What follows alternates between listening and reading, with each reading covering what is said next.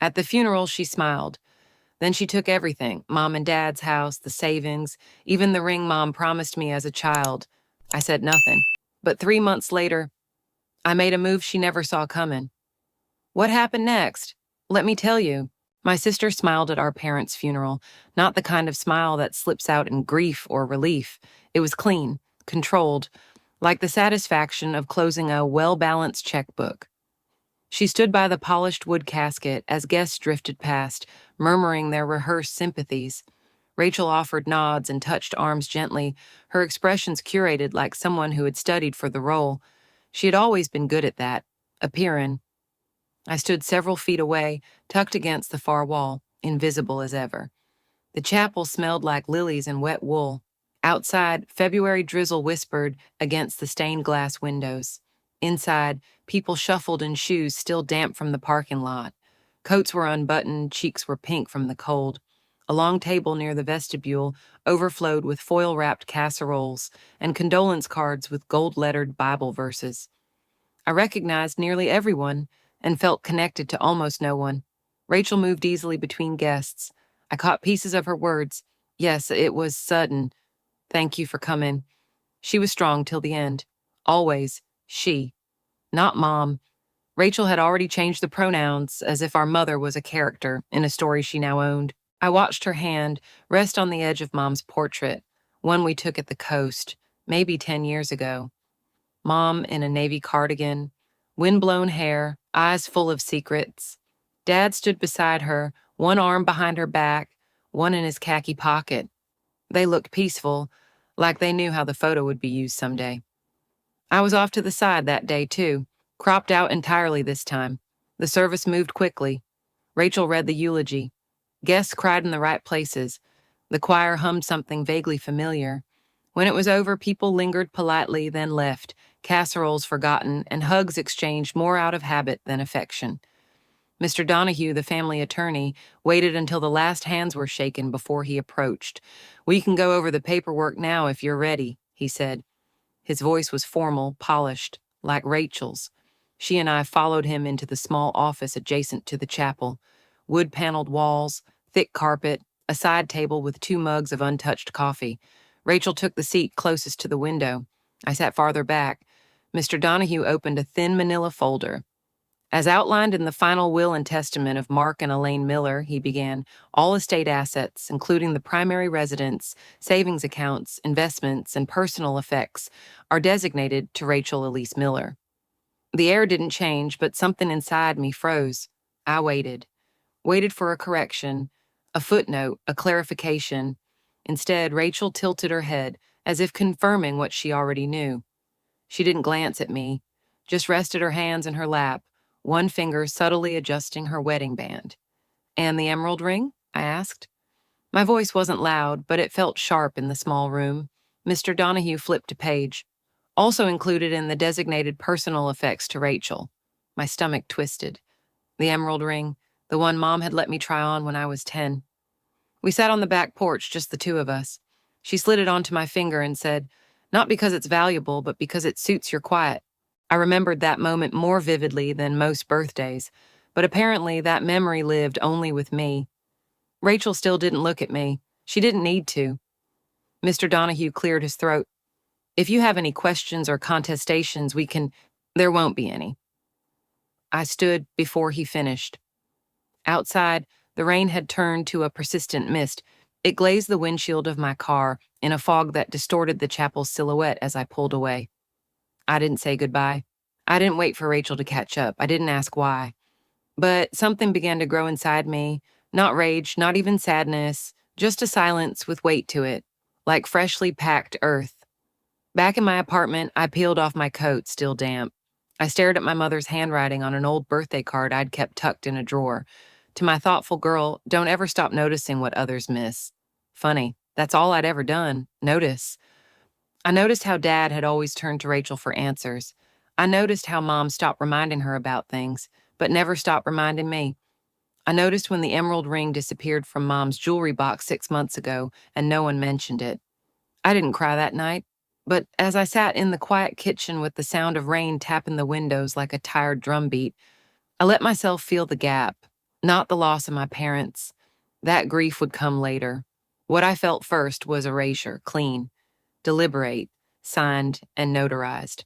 I looked at the empty chair across the table where no one would sit again. Then I looked down at my own hands, bare fingers, pale knuckles, and wondered what it meant to be the daughter who builds alone.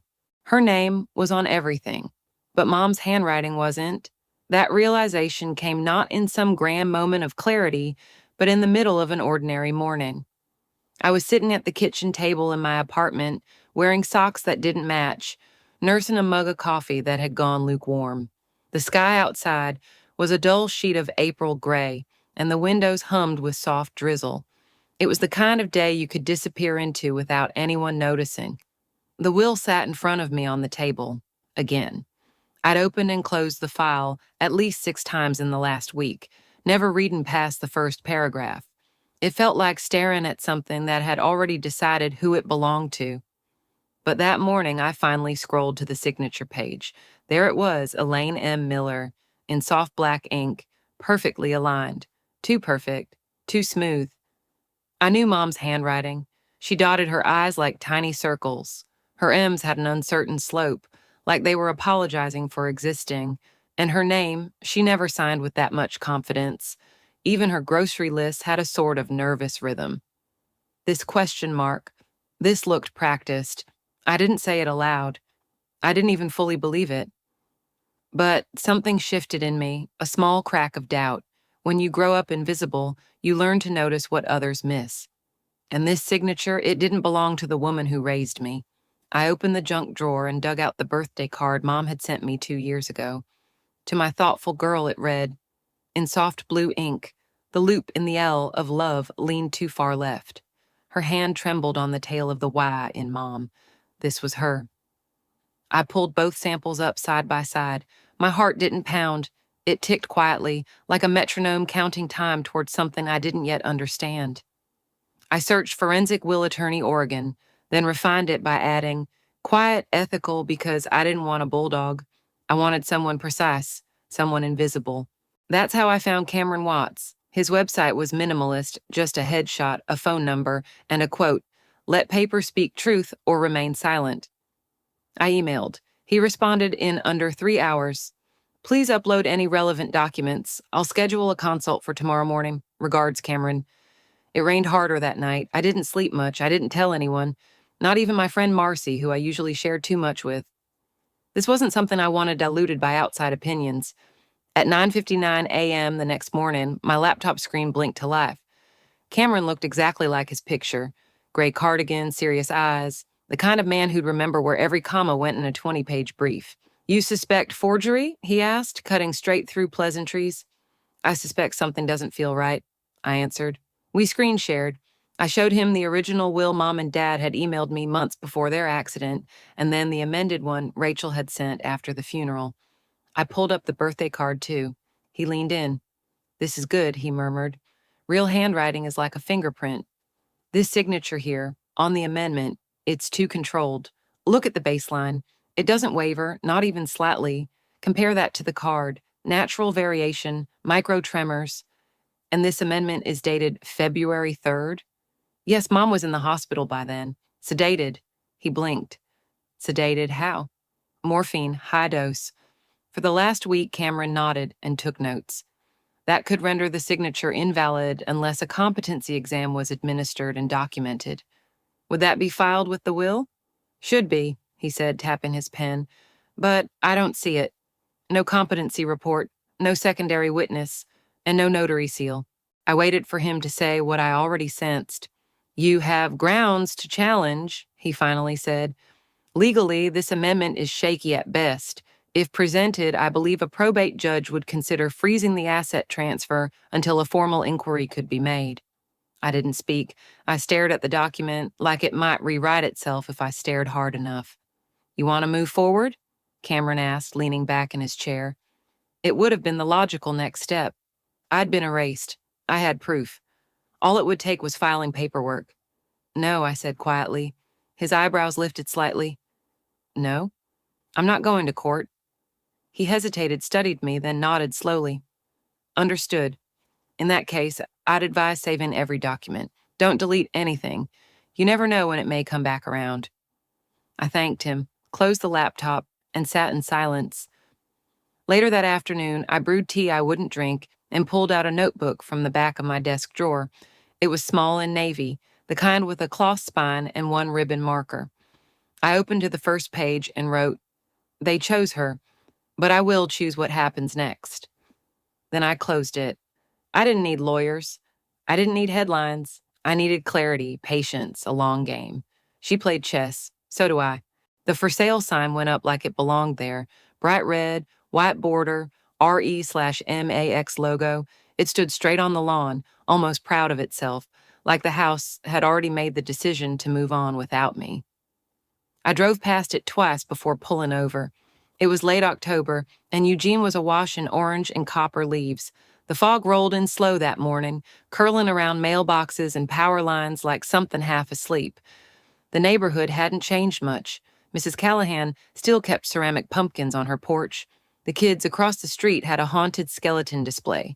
But my house, our house, looked quieter, as if even it had stopped speaking. I sat in my car, with the engine idling, one hand resting on the steering wheel, the other gripping my old travel mug. I hadn't been back since the funeral. I'd told myself there was no reason to. But the sign on the lawn made that decision feel like a betrayal I hadn't agreed to. Rachel was selling it. I didn't need anyone to tell me. I found the listing 2 nights ago while doom-scrolling Zillow. I wasn't even looking in Eugene. I was clicking through the map like a ghost, retracing old steps, and there it was, 215, Redmond Lane, photos freshly staged, hardwood floors polished, kitchen decluttered. No photos of the porch's swing, no trace of the childhood height mark still etched into the doorframe behind the laundry room. I called a friend who worked in real estate and asked about anonymous purchases. She mentioned trusts, shell LLCs, discreet buyers. I asked her to refer someone out of state, less risk that Rachel would hear anything, less chance she'd connect the dots. It felt cold even as I did it. But I wasn't buying it for revenge. I was buying it back because something in me still lived there. The house had raised us in its own quiet way. It had swallowed our fights, absorbed our laughter. It had waited out hurricanes of silence when Mom was too tired to talk, and Dad worked late, and Rachel disappeared into popularity, and I disappeared into myself. I met the real estate agent a week later. Her name was Vanessa, cheerful voice, a blazer too bright for the weather. "You must be the trustee for Wilshire Holdings?" she asked, clipboard in hand. "Yes," I nodded. "We're looking at investment properties in this area." She didn't press. I liked that about her. As she unlocked the front door, something in me tensed. The smell hit me first, wood polish, cinnamon, and faint lemon cleaner. It used to smell like dryer sheets and Dad's aftershave. Everything was too clean now, sanitized. The entryway was wider than I remembered, the hallway narrower. Funny how memory stretches and shrinks places depending on how we felt inside them. I walked slowly through each room, touching nothing. Vanessa stayed behind me, giving space. The kitchen counters had been updated. The pantry door still squeaked. The baseboard under the living room vent still had that chip Rachel and I made when we dragged the couch during a living room fort project. Upstairs, the bedrooms had been staged with neutral bedding and impersonal art. But mine still had the pale yellow walls Mom let me pick when I was 12. The closet door still had the hook I'd nailed in for my first purse. The window still overlooked the maple tree I used to pretend was enchanted. I opened the closet. Empty. But at the back corner, wedged in the floorboard gap, I found an old bobby pin. Black, slightly bent, probably mine. I put it in my coat pocket without thinking. Downstairs, Vanessa handed me a business card and said she'd follow up through email. She never asked why I walked through the house so slowly. She didn't need to. I finalized the purchase through the trust, transferred the funds from my business account's long-protected savings. The documents were signed within a week. 3 days later, a letter arrived at Rachel's current mailing address. Please vacate the premises within 30 days of closing, per buyer's request. She called the agent immediately, demanded the buyer's identity. Vanessa was professional. The purchase was made by a private trust. Rachel pushed. She always did, and eventually she found out. I didn't hear her voice, I didn't get a message, but the agent forwarded me a voicemail she'd received. She knew, Rachel said, voice low. She knew what she was doing. That was the closest thing to acknowledgement I ever got. That weekend, I returned to the house with the keys in my palm. The lock clicked with a softness that surprised me. I stepped inside and exhaled, not relief, but something heavier. Like my body had been holding its breath since 2021. The silence was thick, not empty. It hummed in the walls. I walked into the kitchen and opened the lowest drawer. Mom's baking things used to live there. I pulled out the waffle pan I hadn't seen in years. Cast iron, slightly rusted. Familiar. I cleaned it gently, warmed the stove, and followed Mom's old recipe from memory. The batter smelled close, but not quite. I tasted one bite. Wrong. I threw the rest away. That night, I slept in my old bedroom, no furniture except a sleeping bag, my coat for a pillow. The walls felt closer now, the yellow paint faded, a little sad. I stared at the ceiling, listening to the creaks of the house settling around me. Rachel never responded. She called the agent 3 times. The 4th call went unanswered. That silence, it was the loudest thing she ever said to me. Rachel didn't fight the eviction. No emails, no legal pushback, no angry voicemails. She just left, quiet, clean, like she'd rehearsed it 100 times. It happened on a Wednesday in December. I'd asked the real estate agent to notify me when the keys were returned. They arrived in a small padded envelope, taped shut, no note inside. The label was typed, no handwriting to trace. Rachel had vanished with the same elegance she always carried, like she knew how to leave without creasing the room behind her. But what she left? That was the part I hadn't prepared for. I waited until Saturday morning to return to the house. The sun was pale, barely a whisper through the frost-glazed windows. I carried only a thermos of tea and a notebook, planning to walk the rooms and make a list of what needed cleaning or painting. Nothing more. The air inside was still. Not empty, but paused. Like the house was waiting for me to say something before it exhaled. I stepped into the living room first. The furniture was gone, but faint indentations remained in the carpet. Ghosts of chairs, the outline of the old coffee table. A single lamp cord curled against the baseboard, unplugged, but not removed. The dining room was the same, clean, unfurnished, but when I opened the silverware drawer in the kitchen, I froze. Inside, wrapped in a navy velvet pouch, was Mom's emerald ring, the one Rachel had taken, the one I thought I'd never see again. My hands trembled as I picked it up. The velvet was warm, as if it had been placed there minutes ago, not days. I didn't open the pouch right away. I just held it, pressed it to my palm, and breathed. It wasn't stolen, it had been returned, and that changed everything. In the hallway, I found more absences than objects. The coat rack was gone, but the nail that held it still stuck out of the drywall like a loose tooth. In the bathroom, Rachel had taken the new towels, but left the old pink Guest one Mom refused to throw out. It hung limp and clean on the hook, threadbare but familiar. I moved upstairs. My old bedroom was untouched since I last slept there on the sleeping bag. But Rachel's? It had been stripped bare. The closet was open, a single wire hanger swaying ever so slightly as if the air hadn't quite settled since the movers left. On the floor near the dresser, I spotted a scrap of paper. I picked it up carefully. It was a torn photo, jagged at the edge. A younger me, maybe 8 or 9, smiling wide in a birthday hat. Rachel had been cropped out. I remembered the original image. We were both laughing, cake on our faces. But here she was gone, removed. I stared at my own face and didn't recognize the joy in it. I let the photo fall from my fingers. It fluttered to the floor and stayed there. In the hallway linen closet, I found something else, an embroidered napkin, charred slightly at one edge, folded with care. Years ago, Rachel had stitched both our names on it for a church fundraiser. I'd forgotten it even existed. She hadn't. Downstairs again, I wandered to the kitchen bookshelf. Mom kept her cookbooks there, each one stained and dog-eared. I ran my fingers across the spines, pausing on the Oregon home table. Behind it, tucked deep and almost hidden, was a folded envelope. My name was on the front. In Mom's handwriting. I didn't open it right away. I took it to the living room, sat on the floor where the couch used to be, and stared at it until my hands stopped shaking. Then I unfolded the paper. Inside was a short letter. The ink had smudged in one corner, but the words were clear. Lauren, I know this isn't what you expected. I'm sorry. There are things I never knew how to explain. Rachel could carry what I couldn't. She always held the harder pieces. She bore the image, the pressure, the expectations.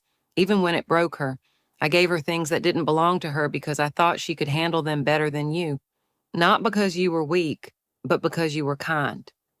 Forgive me for giving her what you were never meant to hold. Mom, I didn't cry at first. I read it again and again. The page folded and unfolded in my hands like breathing. Then something inside me cracked, not loud, not sharp, just slow and deep, the kind of crack that lets light in through old walls. I thought I'd wanted justice, a clean reversal, a vindication, proof that I had been wronged and she had been cruel, but in that silence, surrounded by faint smells of lavender cleaner and carpet impressions, I realized I'd mistaken strength for strategy. Maybe Rachel hadn't taken everything for herself. Maybe she'd simply been asked to carry too much. I looked around the room, the walls, the marks left behind, the places we'd stood. I picked up the pouch again, opened it, and let the emerald ring slide into my hand. The stone caught the morning light. It was smaller than I remembered, less like a trophy, more like a keepsake. I didn't put it on. I walked to the window, opened the latch, and placed the ring gently on the sill, just above the heating vent where sun would touch it each morning. I needed time, not to forgive, but to understand. Sometimes the truth doesn't come in a confrontation. It arrives quietly, buried in a voicemail draft, a spreadsheet cell, or a sentence someone never meant to send. It was a cold morning in February, one of those in-between days where spring teased itself into the corners of things, daffodils blooming prematurely near bus stops, birds showing up 2 weeks too early. The air had a false softness to it, like a promise it couldn't quite keep. I was sitting in a corner booth at a cafe 3 blocks from the house. The coffee was lukewarm, the jazz soft and familiar, and my laptop sat open in front of me, half loaded with tabs I wasn't reading. I had no real reason to be there except that I couldn't be anywhere else. I wasn't ready to be in the house that morning, and I wasn't ready not to be. The email from Cameron came just before 9 a.m. Hi, Lauren. Attaching archival estate files you asked about. No action needed unless you spot something odd. There was nothing dramatic in the message, no exclamation points, no legal jargon, just a link to a zip file and the expectation that I'd know what to do with it. I clicked.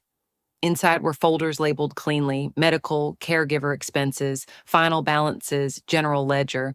I scanned through slowly, taking small sips of cooling coffee while numbers stacked themselves into categories that had nothing to do with me, or so I thought, until I saw the medical tab. Item: Elaine M. Miller, Oncology Department. Monthly balance amount $46,718. Period November 2020 to February 2021. Beneath it, another entry: private caregiver honorarium, Rachel Miller, confidential, $12,000, and another: pharmacy, hold, uninsured medications, $3,311.76. My throat tightened, but I didn't react. Not in the cafe. I simply highlighted the rows, copied them into a new tab, and saved the file. Then I shut the laptop and sat back, letting the weight of the numbers settle into the quiet between songs. Rachel hadn't taken the money and disappeared. She had paid debts. Ours. Heron Mom's. No one told me there were bills left unpaid. I hadn't known about the private nurse. I thought hospice was covered. I thought Rachel had spent the money on herself, but she'd spent it cleaning up the end of something none of us were ready for. Back home, I set the laptop aside and wandered into the guest room I'd turned into a makeshift office. The walls were still bare. The bookshelves were half filled with novels and old boxes of photos I hadn't unpacked. I opened my cloud voicemail archive, something I'd backed up after switching phones a year earlier. I wasn't looking for anything in particular, maybe a message from Mom I'd missed, maybe a greeting from someone I hadn't spoken to in years. But there it was, a file saved without a title, timestamped 2 weeks after the funeral. It was from Rachel. I hesitated, pressed play. Hey, I don't even know if I'll send this, probably won't. But if I do, I want you to hear it straight, not through a lawyer or an agent. I know how it looks. I know it looks like I took everything, but I was trying to protect her and you. She didn't want you to know how bad it got. She made me promise I didn't handle it right. I didn't say the right things, but maybe this is the only way you'd walk away from it, if you thought it was hers and not yours. I'm sorry, that's all. I'm just sorry. The message ended with static. No sign off. No goodbye. Just a breath and the soft click of regret. I listened to it 3 times. Each time, something unraveled a little more. Not grief, I'd done that already, but the way I'd built Rachel into a villain began to fracture. I stood up, walked to the kitchen, poured myself a glass of water I wouldn't finish. Then I went to the living room and sat on the floor, legs crossed, eyes fixed on the far corner where the floor met the bookshelf. She hadn't been generous, she hadn't been kind, but she had carried something no one else had seen. I remembered the nights when Mom couldn't lift herself out of bed, when I was too afraid to come home. I remembered how Rachel always knew the medications, the appointments, the insurance codes. I thought she was just controlling. Now I knew better. She'd been preparing for war, alone. She made herself the wall between me and what was too heavy. And when it came time to choose how the aftermath looked, she chose to let me hate her, if it meant I could walk away without guilt. That night, I pulled out the torn photo I'd left behind the cabinet drawer, the one of me as a kid smiling wide with Rachel cropped out. I didn't tape it back together. I didn't look for the missing half. Instead, I took clear tape and pressed it gently onto the torn edge, then placed the photo behind the drawer again, just out of sight but not hidden. Some truths didn't need fixing, they just needed space. Maybe Rachel didn't win. Maybe she never wanted to. Maybe she just burned her name quietly, so mine wouldn't have to. We never talked again. But that didn't mean nothing changed. It was a Thursday in April, clear skies, soft sun, that early spring feeling where the air smelled faintly of new grass and the promise of warm evenings. I'd been invited to the annual community charity gala by a friend from the local artisan network. Normally, I would have found an excuse not to go, but something in me said yes this year. The event was held at the old Arts Center downtown, the one with the stained glass skylight and the mosaic fountain that never worked quite right. Inside, the space was filled with pastel dresses, linen suits, name tags pinned on carefully, and the soft clinks of wine glasses and forks tapping porcelain. People I hadn't seen in years greeted me with warm smiles and generic praise. "Your jewelry work is really growing. I love what you did with the children's program auction last fall." I nodded, said thank you, and moved along the buffet line without lingering. I wasn't looking for her. Truly I wasn't, but I saw her. Across the room, in a pale blue dress that looked like it had been chosen for grace rather than attention, Rachel was helping arrange gift baskets on a raffle table. She laughed softly at something a donor said. Her posture was relaxed, polished but not cold. The same Rachel, and somehow not. Our eyes met for the briefest second.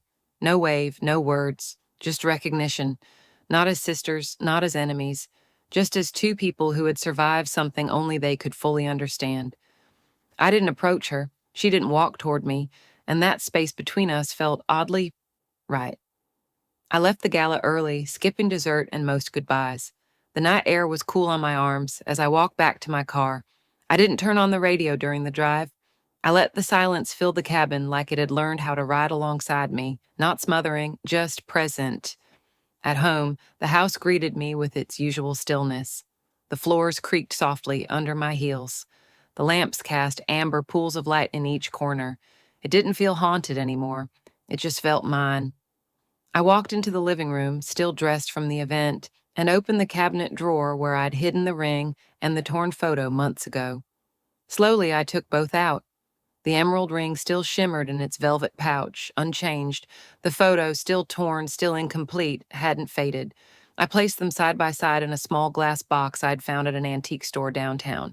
Not locked away, not restored, just visible. The ring sat like a punctuation mark I hadn't needed to wear to reclaim.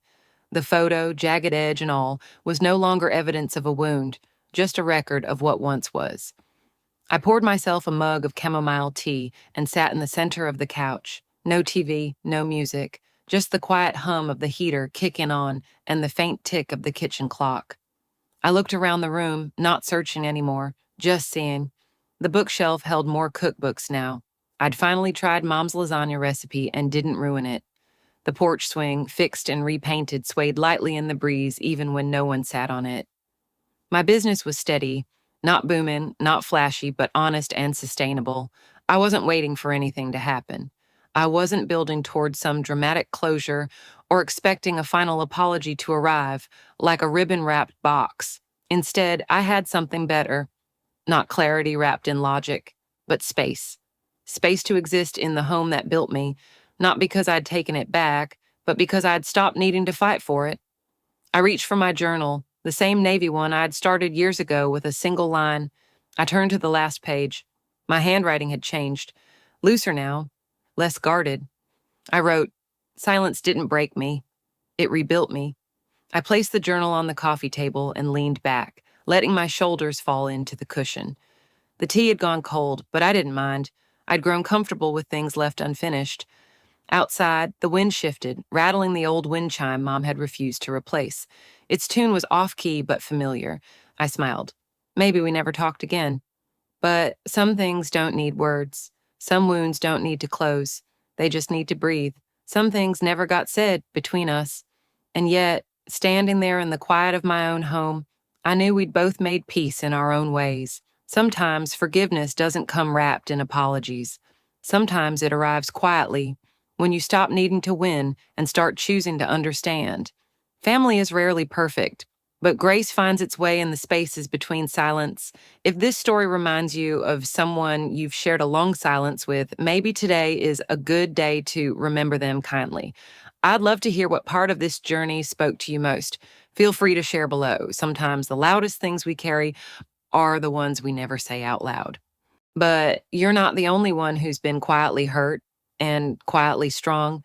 If this story reminds you of something you've lived through, a silence you held, a truth you never told, I'd be honored if you shared it here. This space was made for that. This is Phoenix Revenge, where your quiet story finds its voice.